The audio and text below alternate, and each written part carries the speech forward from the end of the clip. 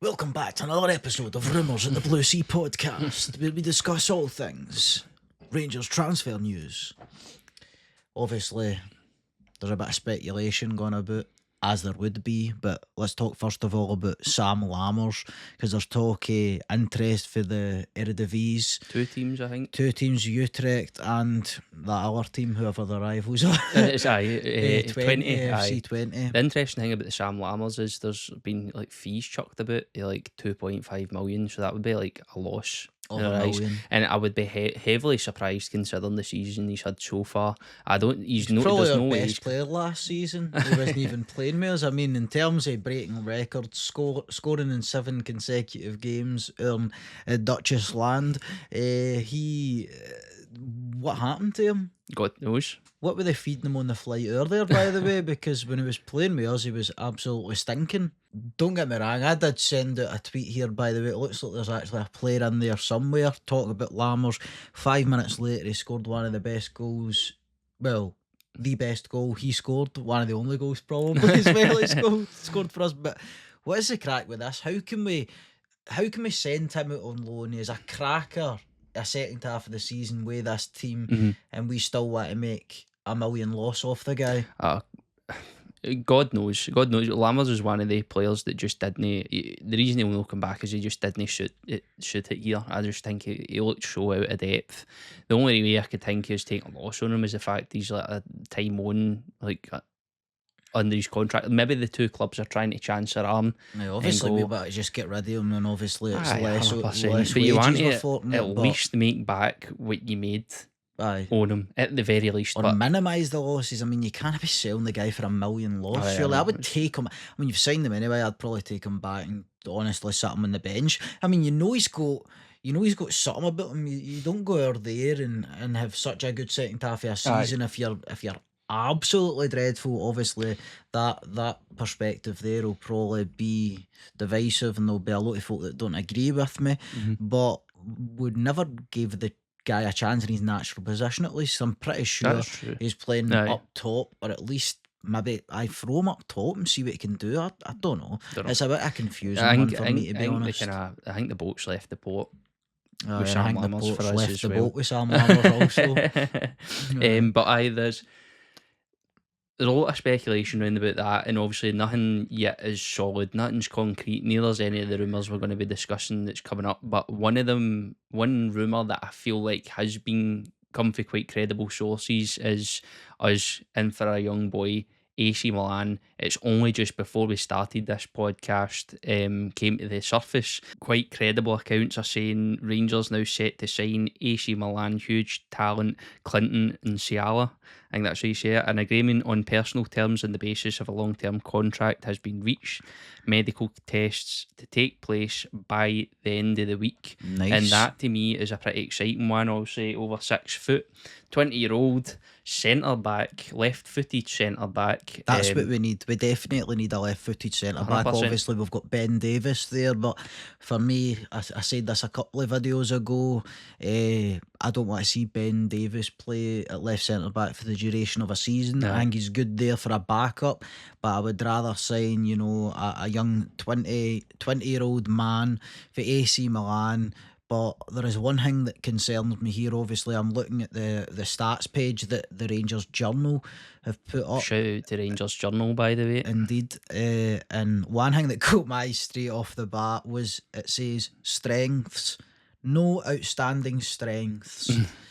Again, obviously, that's no exactly. Again, it's like he's another one of the players that they might just not have enough data on him yet, to be quite honest. So I know. That was more funny than anything. But his weakness is discipline, and one of the good things about it is the fact that as you're coming to the end of the contract, so you might get him for nothing. At the same time, you might have to pay a small development fee, which is kind of players we should be looking to do, and especially with somebody that looks as promising as this, as young as this. Long ball accuracy 49%, pass accuracy 87%, 3.2 interceptions per game. Obviously, as we said, left-footed as well. Looks like a decent young talent. Is exactly the kind of player that we should be looking to sign, and the exact position we should be looking to add to. 3 goals as well for a left centre back. You must be thinking he's maybe a bit of an aerial threat for corners. Aye. unless hopefully. he's pinging them in for I mean, 30 I yards should out. hope so.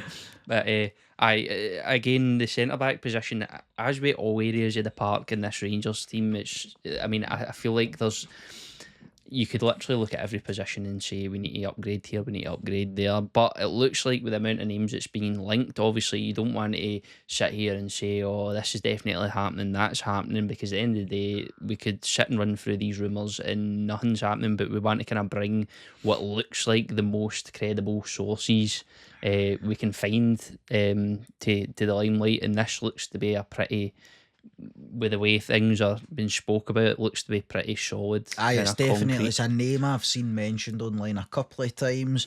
Obviously, I mean, if you're taking a young guy for AC Milan, a really good club, No it's complaints. no, No. no. Again, never seen the guy kick a ball or head a ball or Aye. even play football. But that's the in way, my as you life. said, that's the way it's got to be now. We're never going to hear about these players that we're bringing in. And But it's Um, certainly, I'm certainly not complaining that at least we've got eyes on a left centre back. well, 100%. And Because then with the that's looks of the rumours, definitely something we need. with the looks of the rumours, we've got eyes everywhere. We spoke about in the last the one of the podcasts that have not been released yet as well, about having that. No, we spoke about this actually.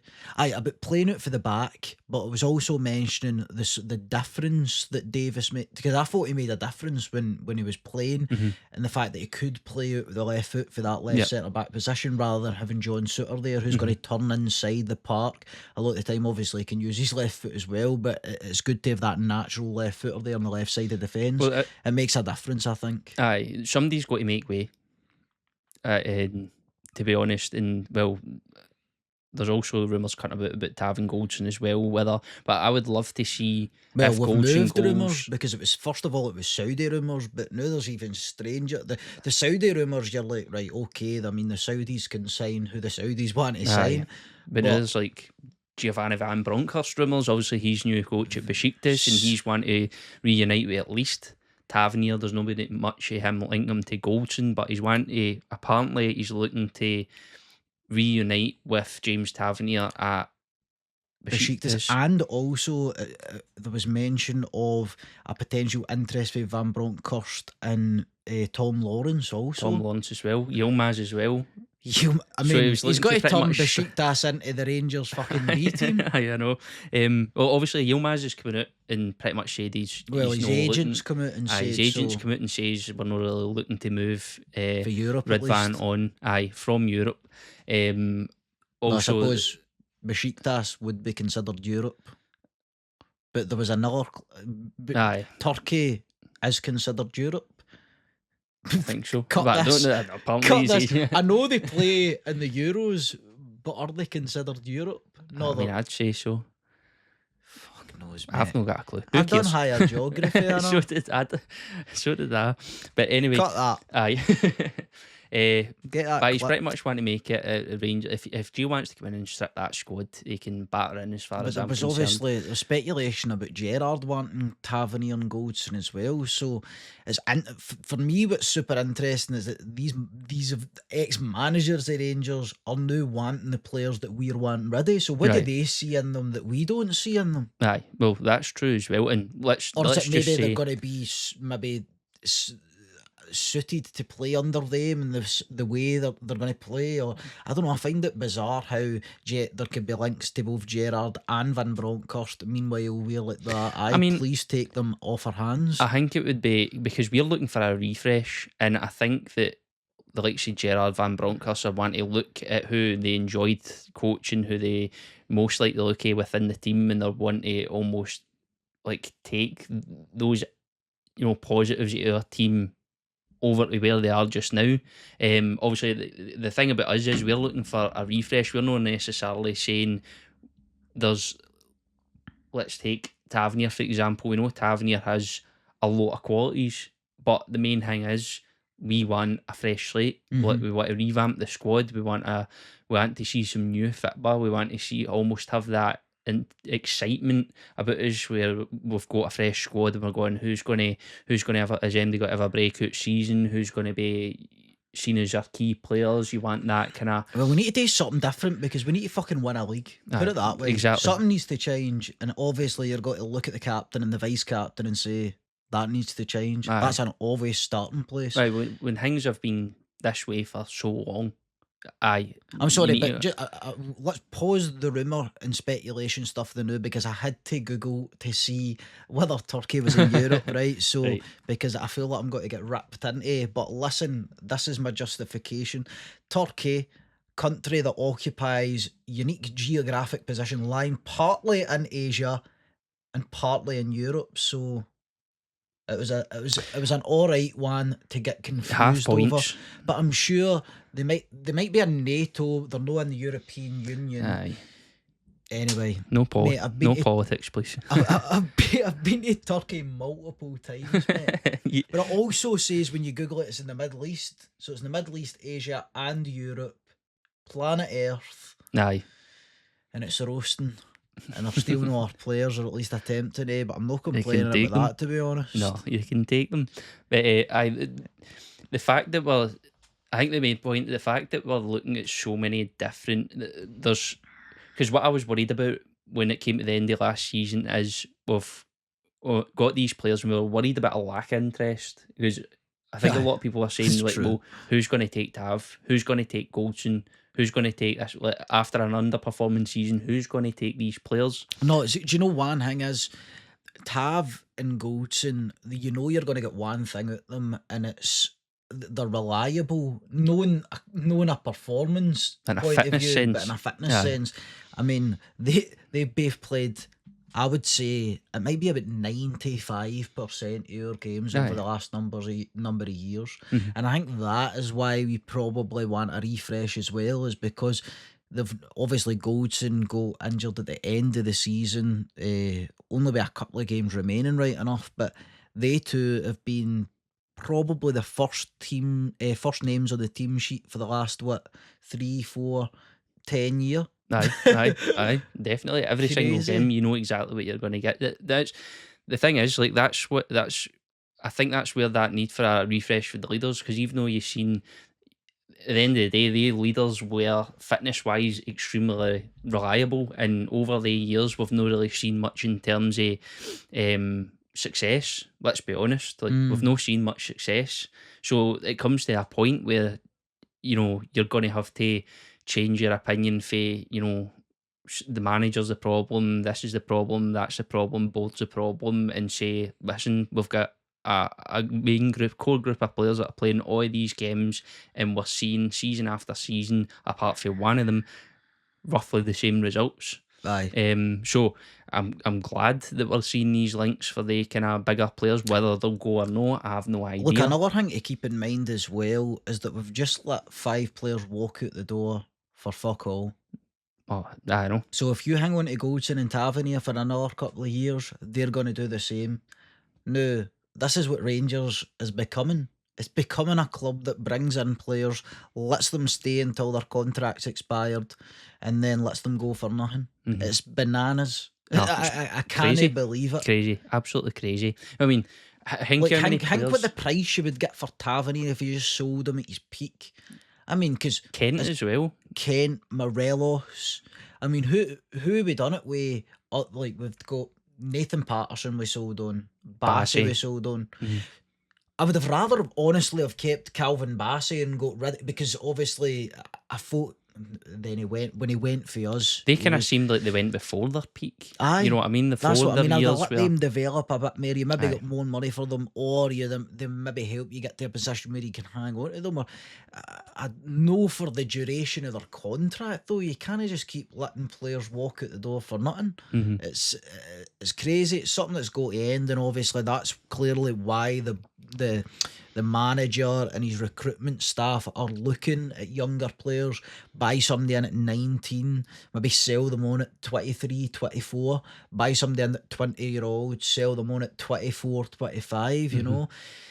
Maybe no even that. A couple of good seasons under some of their belt, and some of these bigger teams will throw about 7, 8, 9, 10 million for players, like, and I'm talking about teams in the Championship. It's buttons to them, do you know what I mean? Whereas we're never going to go out and sign somebody for No. 8, 9, 10 So, million. yeah, But that's what they I'm would saying. take a gamble on a young, decent player who's had a couple of good seasons with us. And especially another important thing when it comes to that is getting into the Europa League, getting into the Champions League, Yeah. and letting these players play well and excel at that level, because a lot of folk look down on our league. Well, that's what makes it so important to get into the Champions League when it comes to that, is the fact that you can bring in these young players and put them on that stage and see how they Exactly. perform. Now, obviously, you'd like to hope that they'd all end up developing being on that stage.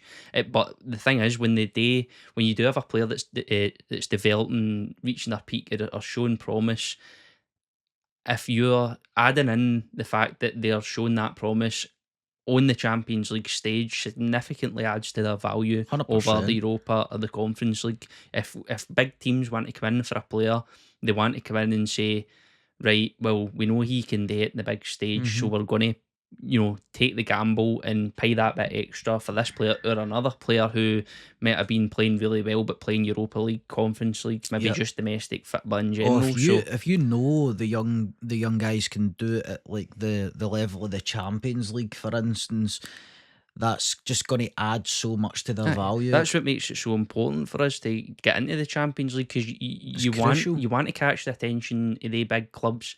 If you want to be a selling club, you want to catch the attention of the big clubs by playing in the top European tournament Yep. and being able to display your players on the main stage. That's a video that we should also do, maybe as we approach the Champions League qualifiers, because obviously the whole Champions League format's changed. Completely changed. 36 teams. We're not going to go into it in depth here, but I think we'll do another video. Let us know in the comments if you want us to go through, because I think it is a bit confusing, but we'll go through our route to getting into the Champions League, what the differences will be, what to expect if we do. Hopefully we do, and how much money it's going to cost us if we do or if we don't. It'll be interesting to look at, but obviously, let's not go into any spoilers, but I think if we do get into it this year, it could be very exciting. Oh, 100%. What we want you to do is we want you to jump into the comments, let us know what you thought about these kind of rumours. Do you think they're going to happen? What do you think about these kind of players, the type of player that Clermont's looking to bring in? Also remember, the BlueSea channel memberships are a great way to help us invest a wee bit more back into the content, make it better for you lot. If you're on desktop, there'll be join buttons up there. There's also a link in the description if you're on your mobile, if you're on your telly. I don't know yet. Just turn it off once Just we turn it stop off and talking. go on your laptop. And remember to like and subscribe. We'll see you next time.